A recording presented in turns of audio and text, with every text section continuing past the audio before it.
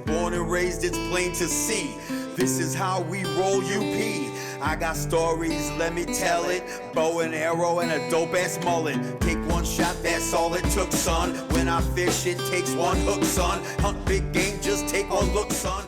Alright, welcome to episode 9 of the You Gotta Want It podcast. Today is November 18th, and today we're going to be going over how the Missouri trip ended up for us, and we'll also get into what's been going on here in Michigan with the gun season opening up on Saturday. So we're 4 days in as of right now, and we'll talk a little bit about what I've been hearing from people and what I saw this past weekend. Hunted a couple days in the Michigan woods with the gun, so we'll dive right into the Missouri trip. Missouri was pretty eye-opening for us, I'd say. It's the first time the 3 guys that I went with hunted out of Michigan for deer. I've hunted Wyoming, I've hunted Minnesota, and I've hunted Wisconsin, but Missouri during the rut is nothing like we've ever seen before.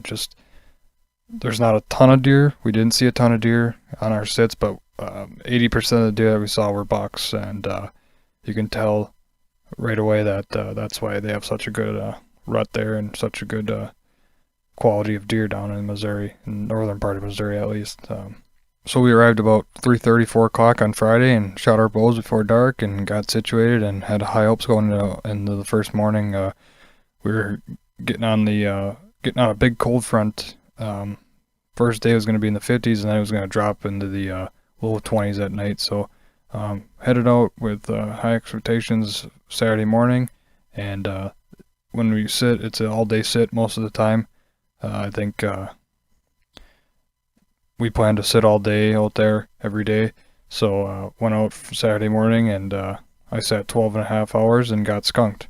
So of course that's par for the course for me. Going out to Missouri, you think you'd see deer, see some bucks. Nope, that's how it goes for me. You got skunked, and headed back to camp pretty devastated there.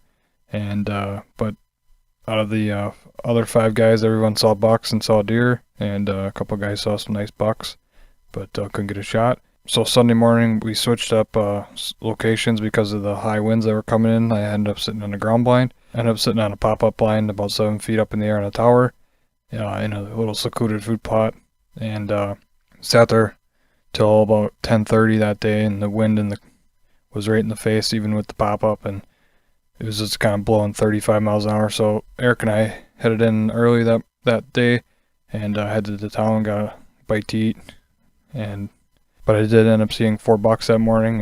Got me a little bit back excited, a couple of nicer ones, and headed back out that night, and I've seen 2 monsters that ended up popping out about 150 yards away, so it didn't end up getting a ton of a look at them, as they only gave me about 10 seconds each. But even that far, you just tell these deer had some bone on top of their head. It's just crazy. I've never seen a buck that big before, and you just know right away, even that far, that's a dandy buck. And ended up seeing 9 bucks that day total. Had a couple smaller ones come into range, and overall good day for me, bouncing back from getting skunked the first day. But people were seeing deer again that night, so we headed out to morning 3 with pretty good expectations, seeing that the wind was dying off around 3-4 a.m. So it was going to be really good cold conditions, frost, and we're going to have some good movement, we thought, going into the morning hunt with the temperatures dropping and the wind finally laying off of us a little bit. So we headed out to our stands. I sat the same pop-up blind, and Eric headed to his island spot where he sat the first day and had some action, and then Brian went to his spot that he sat the first 2 days, and Jeff headed to his same spot as well. And we were seeing bucks in the morning. I rattled in 1 small buck and saw 2 other ones, and when I say small buck, probably 90 inchers, 100 inchers, something we'd shoot back in Michigan, but kind of got slow about 10, 11 o'clock.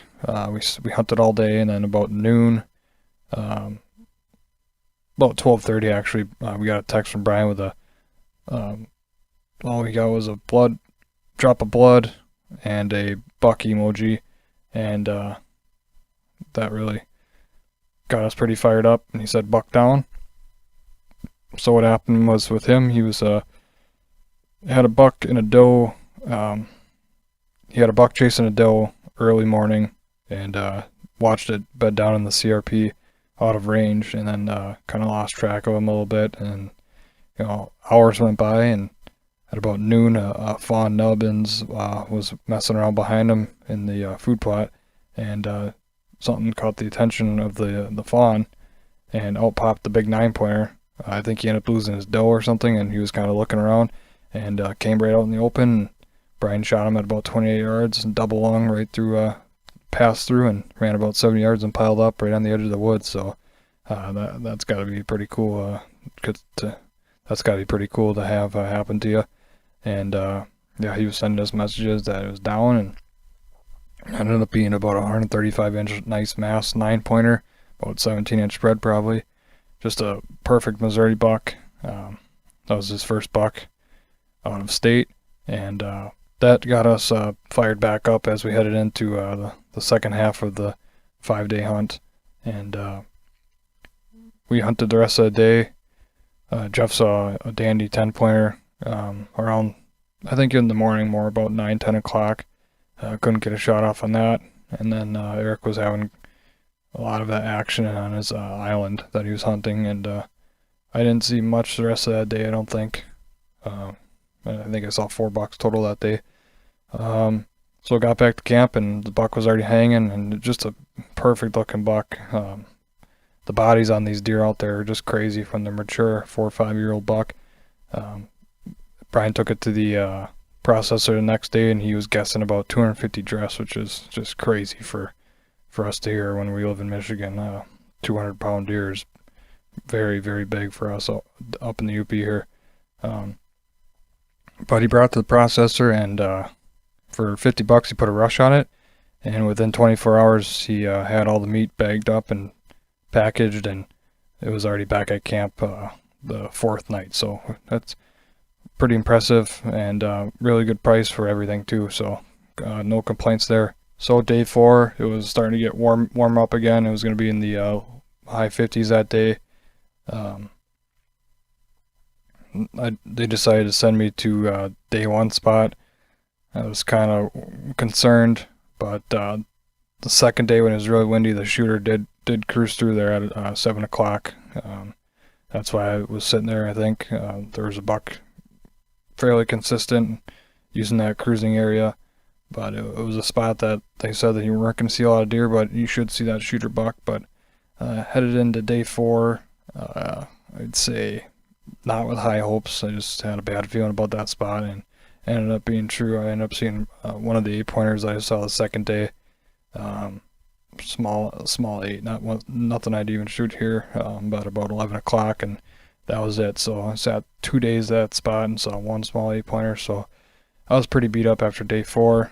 The other guys had some great hunts. I think Jeff was pretty slow as well, but Eric was on the deer like crazy on that island. They were just kind of running like a racetrack around. It was just a big island, big chunk of woods that was surrounded by all these ag fields that were cut, and all these drainages that would go scattered throughout the fields. So he had a good bird's eye view. He was up on a ladder stand and could see pretty much all around him, except behind him is that island. Island was behind him, so it was a pretty thick island that they couldn't really pass. They had a couple trails that they'd sneak through, but yeah, he was watching deer all day, cruising around, checking does and what have you. So he was in a really good spot. He ended up seeing 15 bucks, I think, that night or that day, because he sat all day. So he was pretty fired up about that. But I was heading back to camp, pretty down in the dumps. Actually, I was waiting for him. I was waiting where they pick up Eric and I was waiting in the middle of top of a open kind of a cattle field, and saw some eyes walking towards me, and ended up being a pretty nice 8-pointer that was dropping down into the pond behind me, and just pretty crazy. It was like 6 yards away, and nice big 8 just happens to walk right past me. He doesn't really care. So went to day 5. The guide he asked me what I want to do. I kind of just said, set me up give me a food plot, a secluded food plot, or with ladder standing. Just I just need an opportunity. And day 5 spot looked really beautiful. It was had some CRP out in front of me, and in between the CRP and me was a nice food plot. And then behind me there was just a nice creek bottom and some drainages that kind of looped around in there, and just felt really deery. And right off the bat, I seen 4 bucks within the first 30 minutes, and rattled in 2 of them, and stuck that out the rest of the day. Had some fawns pretty much hang around me the whole day, and then got to about 3 o'clock, and one of the farmers started combining the soybeans about 150 yards behind me, and then he kind of worked off, so I started rattling a little bit, and rattled in about 115 incher, snuck in behind me, dropped down in the creek, and kind of caught my wind, but I don't think it would have been a shooter anyway. It looked like 115 incher-ish, good mass on him, but tight rack, and so there was nothing till about 4:45. I rattled one more time and put the horns down and grabbed the bow to get ready, and 10 minutes went by, and all of a sudden I looked to my right down the 2-track, and a really light rack buck was coming in, and I didn't really get excited right away, but didn't look like a shooter, but it got closer and ended up being not a shooter, about the same size, 110, 115 inch white rack. It was a 5x3, had no brow tine on the one side, so he came right into the stand, right underneath me, right to the rattling sequence, and that was another pretty cool. I wish he was about 15 inches bigger, but so I didn't end up getting a buck in Missouri, but everyone saw dandy bucks, and the food was phenomenal. The accommodations were great, and if I would have had take those 2 days away that I got pretty beat up in the woods, only seen 1 deer in 2 days. I think if I would have been sitting somewhere else, it would have been phenomenal. I think I would have had a chance at a nice buck, I think. But if you take those 2 days away, I can't really complain. Saw some dandy bucks, had some good action, and everyone had shooters. I didn't have a shooter within, say, 75 yards, but the other guys all had shooters within 40 yards, and you can't really ask them for much more. Going into it, we were kind of iffy because we weren't seeing any of the bucks getting killed, and no one was shooting the bucks prior to when we showed up, but he's got a phenomenal setup there. Bucks like crazy. The rut is crazy. You rattle and they show up, and just nothing like back in the UP, so no complaints. I'd say if food was a 9, combinations a 9, hunt it was about an 8. Would like to go at least 2 for 4, if not 3 for 4, but it's tough out there getting these bucks in the range. They're non-stop moving, they're cruising. You just gotta get lucky and have one walk within 40 yards and give you an opportunity, but it's not hard seeing bucks out there, as we saw for 5 days, but yeah, we grinded it out and came back with one nice buck, so that's Missouri in a nutshell. Maybe I'll break down Missouri a little bit more in a later podcast or something, or maybe get one of the guys on to talk about it, but it's something that I think we're going to do again. Like I said, it was pretty eye-opening, and the guys are pretty fired up about seeing that many bucks and that caliber of bucks, and just nothing like we have back at home, so I think we'll be doing that again. John was great, and can't ask for a much better guy that really wants to kill a buck, and that's all you can ask for. And so that's Missouri, and now we'll break down how gun season is going here in Michigan. So I was telling myself, depending on how the trip would go, would depend on if I brought the gun out or not for rifle season here in Michigan. And I wasn't too beat up about the trip. Like I said, it was a pretty awesome trip. Kind of just going out on a limb back in June and giving this guy a shot, and I'm glad we did. And so I wasn't too beat up about it. I thought it was a great trip. I was not getting a shooter in range, but I did see nice bucks. And all in all, it was a good trip, so I really wasn't too beat up about it. So I decided to grab the gun and head up to deer camp again. Actually, we got back for, Thursday at like 5, and then met my dad and brother and a couple other buddies. And Jeff, Eric, and I headed to one of the restaurants up at near camp. So I dropped off some stuff and packed up the truck again. I was heading up to camp by 6:30, so we didn't have much time to relax, and so had some pizza and beer with the guys and talked about how the trip went, and then headed to camp. And so then opening day showed up on Saturday morning, and I just went behind camp like I did last year, and didn't get lucky like I did last year. Last year the neighbor was seeing bucks around, and all I did last year was hang a stand on the back of my dad's 1 acre, and had a Menominee County 8 come in with 20 minutes into the gun season last year and shot him out of the tree stand I hung that morning. So didn't have anything like that day. This year actually got skunked. I went to a different spot later that afternoon on public, got skunked there. Second day I hunted in the morning, and that was it. Saw one little 1/2-inch spike, and it was pretty bad opening day and 2 days for deer camp. We had 4 hunters, and we saw 6 deer total, and doesn't sound like the hunting's got any better since I left either. So it's been a pretty bad year up there in that area. It seems like sounds like there's a bunch of wolves back where my dad and brother hunt, and that could be a big reason why there ain't no deer showing up like there usually is. You usually get a decent amount of deer to come into usually get a decent amount of deer showing up the first couple days, but not this year. It seems like the wolves are back in that area, and only hunted a day and a half, and then went back to work. But I'm going to take off Thursday, and then Friday I'm off as well, so I'm going to hunt Thursday, Friday, Saturday, do a 3-day grind here. Not sure where I'm going to hunt yet, but might do some, maybe just put some boots on the ground. I'll do some public land hunting, maybe just do some sitting on some stumps or what have you, but maybe get lucky and see a nice buck. But back at the other camp, Jeff got himself a nice 8 the second morning. That's where I bow hunt, and Jeff got himself a pretty nice buck, bigger than his bow buck, and not a buck that I had on camera, I don't think, that much this year, but we think it's the buck that I found a shed on actually in October, and he grew a little bit actually, and put on some mass, probably a 3-year-old, and last year he was a tight 8, and he's probably 14-15 inch spread 8 this year. Really good buck for us out there.